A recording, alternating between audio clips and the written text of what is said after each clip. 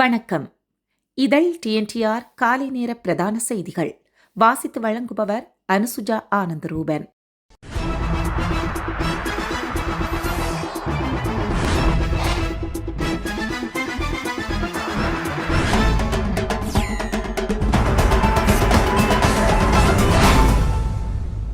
முள்ளிவாய்க்கால் தமிழின படுகொலை இடம்பெற்று 17 ஆண்டுகள் நிறைவடைந்துள்ள போதிலும் இதுவரை நீதி கிடைக்கவில்லை.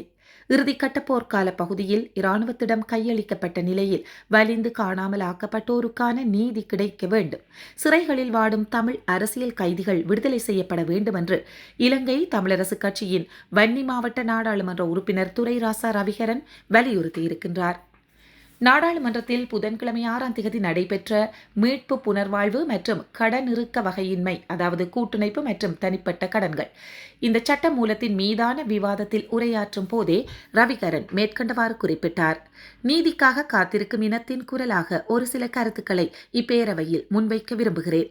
17 ஆண்டுகளுக்கு முன்னர் இந்த தீவிலே எங்கள் இனத்தை சார்பாக்கிய ஓர் ஆயுத போராட்டம் பல நாடுகளின் உதவியோடு இலங்கை அரசால் முடிவுக்கு கொண்டு வரப்பட்டது. கொத்துக்குண்டுகளிலும் இரசாயன குண்டுகளிலும் உலகப் போரியல் அறங்கள் குழி தோண்டி புதைக்கப்பட்டன. எங்கள் தமிழர் தாயகத்தின் நிபுணத்துவங்கள் அழித்தொழிக்கப்பட்டன. எங்கள் முகவரிகள் அடையாளங்கள் அகற்றப்பட்டன. இலட்சக்கணக்கான உறவுகளை போரிலே முள்ளிவாய்க்காலிலே இழந்தோம். ஓர் அரசென்று உங்களிடம் நம்பி ஒப்படைத்த எங்கள் உறவுகளை இன்றளவும் தேடி அலைகின்றோம். எமது உரிமைக்காய், எமது இயல்பு இருப்புக்காய், எமது நல்வாழ்வுக்காய் போராடியவர்கள் எங்கள் உறவுகள். இன்றளவும் உங்கள் சிறைகளில் அரசியல் கைதிகளாக அவர்கள் வாடுகின்றார்கள். எங்களுக்கான நியாயத்துக்காக உங்களிடமும் பன்னாடுகளிடமும் நீதிக்காக 17 ஆண்டுகளாக காத்திருக்கின்றோம். ஒரு தீவிலே இவ்வாறு நீதிக்காக நல்வாழ்வுக்காக காத்திருக்கும் எங்களுக்கான நீதியை தராது நல்லிணக்கம் எவ்வாறு தோன்றக்கூடும்? இலங்கை அரசின் நல்லிணக்க மறுப்பின் மற்றோர் ஆண்டு எதிர்வரும் மே 18 கடக்கிறது. ஆறாத வடுக்களோடு நீதியை வேண்டிய வண்ணம் எங்கள் விடுதலை போரிலே உயிரிழந்த எங்கள் மறவர்கள் பொதுமக்களை இப்பேரவையில் நினைவேந்திக் கொள்கின்றோம். எமக்கான நீதியை கடந்த காலங்கள் போல இன்றும் இப்பேரவையின் வாயிலாக பன்னாடுகளிடம் கேட்டுக்கொள்கின்றேன். அவர் தனது கருத்துக்களை முன்வைத்தார். எங்களை சிறையில் அடைக்க வேண்டுமென ஆட்சியாளர்கள் தீர்மானித்து அதற்கான பட்டியலையும் தயாரித்து முடித்துவிட்டனர் என்று புதிய ஜனநாயக முன்னணியின் நாடாளுமன்ற உறுப்பினர் சாமர சம்பத் தெரிவித்துள்ளார். நாடாளுமன்றத்தில் புதன்கிழமை 6ஆம் தேதி நடைபெற்ற மீட்பு புனர்வாழ்வு மற்றும் கடனிறுக்க வகையின்மை சட்ட மூலத்தின் மீதான விவாதத்தில் உரையாற்றும் போதே அவர் இவ்வாறு குறிப்பிட்டார். வெள்ளையர்களால் அமைக்கப்பட்ட ரயில் பாதையில் இன்னும் கண்டிக்கு முறையாக ரயில்களை அனுப்ப முடியாத நிலை காணப்படுகிறது. நாவலப்பிட்டியிலிருந்து நானுஓயா வரை அதிகமான மக்கள் ரயில் சேவையை பயன்படுத்துகின்றனர். ஆனால் அனர்த்தம் ஏற்பட்டு 8 மாதங்கள் கடந்துள்ள நிலையிலும் இன்னும் பதுளைக்கான ரயில் சேவை சீராகவில்லை. கண்டி வரை கூட ரயில்களை அனுப்ப முடியவில்லை. இந்த ரயில் பாதைகளை உடனடியாக புனரமைக்குமாறு அரசாங்கத்தை கேட்டுக்கொள்கின்றோம். இதேவேளை மே தின கூட்டங்களில் வழக்குகள் குறித்தே ஆளுங்கட்சியினர் உரையாற்றினர். இவர்களின் கருத்துக்களால் நீதிபதிகள் தீர்ப்பு வழங்குவதில் நெருக்கடிகளை எதிர்கொள்ள வேண்டியுள்ளது. இவ்வாறான செயற்பாடுகளால் நீதித்துறைக்கு ஏற்படும் நிலைமை என்ன? எங்களை சிறையில் அடைக்க இவர்கள் பட்டியலை தயாரித்து விட்டனர். இதனால் தான் இனி சட்டத்தரணிகளை அமர்த்தி பயனேதுமில்லை. எனவே நான் இனி சட்டத்தரணிகளை அமர்த்தப் போவதில்லை.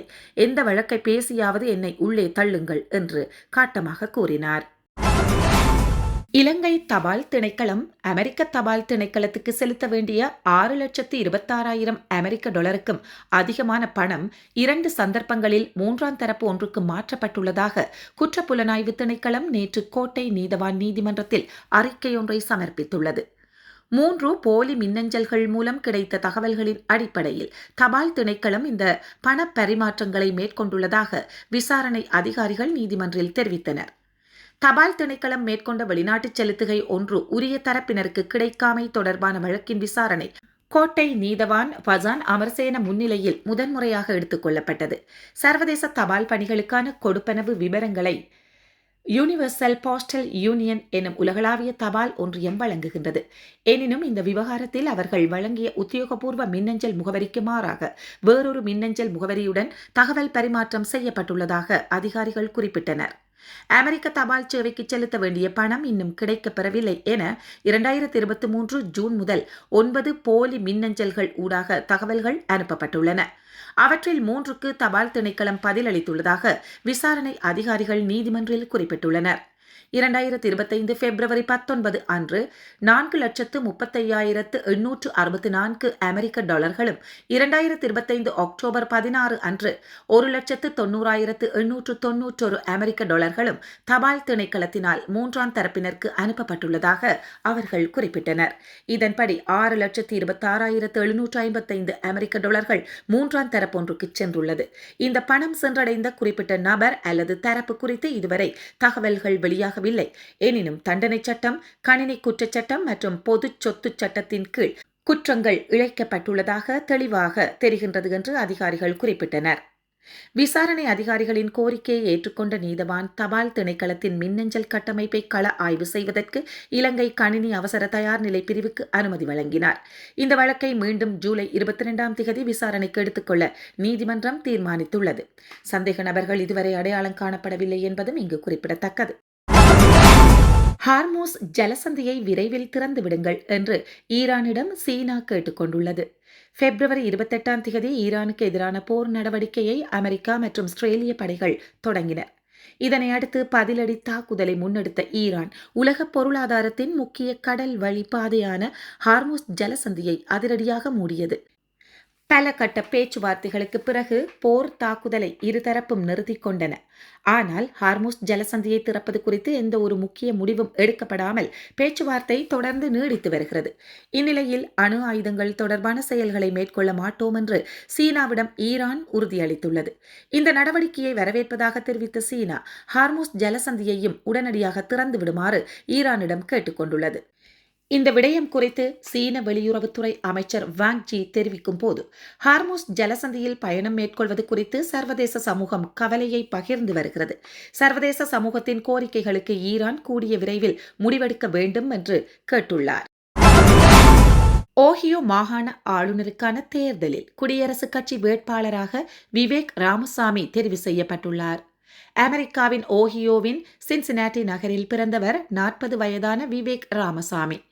இவரின் பெற்றோர் கேரள மாநிலம் பாலக்காட்டைச் சேர்ந்த தமிழர்கள் ஆவார்கள். 2014 ஆண்டில் ராய்வெண்ட் அறிவியல்கள் என்னும் மருந்து உற்பத்தி நிறுவனத்தை தொடங்கி பின்னர் அதனை பெருந்தொகைக்கு விற்பனை செய்தார் இவர். 2024 குடியரசுக் கட்சிக்கான அரசு தலைவர் வேட்பாளர் தேர்வில் போட்டியிட்டார். அதன் பின்னர் போட்டியில் இருந்து விலகி ட்ரம்பை ஆதரித்தார். தற்போது ஓஹியோ மாகாண ஆளுநர் குடியரசுக் கட்சி சார்பிலான வேட்பாளர் தேர்தலில் போட்டியிட்டார். அமெரிக்க அரசு தலைவர் ட்ரம்ப், எலான் மஸ்க் ஆகியோர் விவேக் ராமசாமிக்கு முழு ஆதரவை வழங்கினர். நேற்று நடைபெற்ற போட்டியில் குடியரசுக் கட்சியின் மற்றொரு வேட்பாளர் கேசி புட்ஷை தோற்கடித்துள்ளார். அடுத்து நடைபெற உள்ள மாகாண ஆளுநர் தேர்தலில் ஜனநாயக கட்சியைச் சேர்ந்த எமி ஆக்டனை எதிர்த்து போட்டியிடவும் இருக்கின்றார் விவேக் ராமசாமி என்பது இங்கே குறிப்பிடத்தக்கது. இவை இன்றைய இதழ் TNTR காலை நேர பிரதான செய்திகள். மீண்டும் நமது செய்திகளை நேயர்கள் மாலை கேட்கலாம். நன்றி, வணக்கம்.